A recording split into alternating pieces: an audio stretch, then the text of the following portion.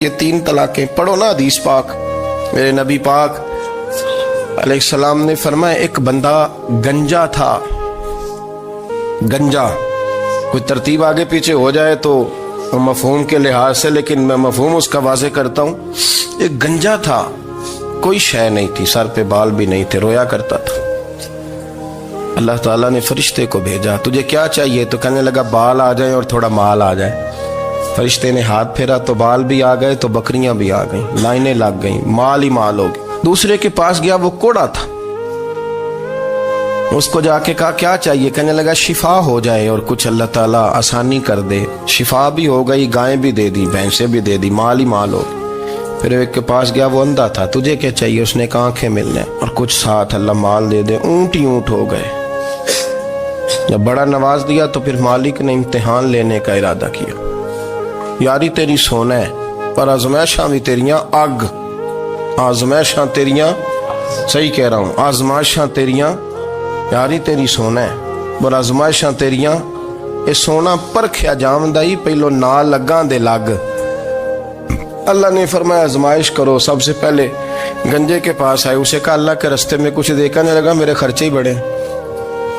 دیکھو تو صحیح کتنی مشکل میں وقت گزارتا ہوں، حال ہی کوئی نہیں. تو اس نے کہا میں نے تو سنا ہے تو گنجا اور بھوکا ننگا تھا. کہنے لگا میں تو جدی پشتی رئیس اعظم ہوں، تجھے کس پاگل نے کہا ہے بھاگ جا؟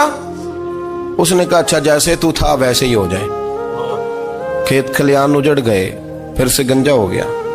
حضور علیہ السلام فرمانے لگے. پھر وہ اس کے پاس گیا جو کوڑا تھا، اسے کہا کچھ دے. کہنے لگا خرچے ہی بڑے. اب پوچھ لیں کسی امیر آدمی سے، کہے گا چکی کے نیچے ہاتھ ہے میرا، میرے سے زیادہ تو پریشان بندہ ہی کوئی نہیں. کیا بتاؤں آپ کو، اتنا ٹیکس ہے، اتنا جرمانہ ہے، فلانی شے، بڑا کچھ گنواتے ہیں لوگ. اس نے کہا میں نے تو سنا تو پہلے کوڑا تھا.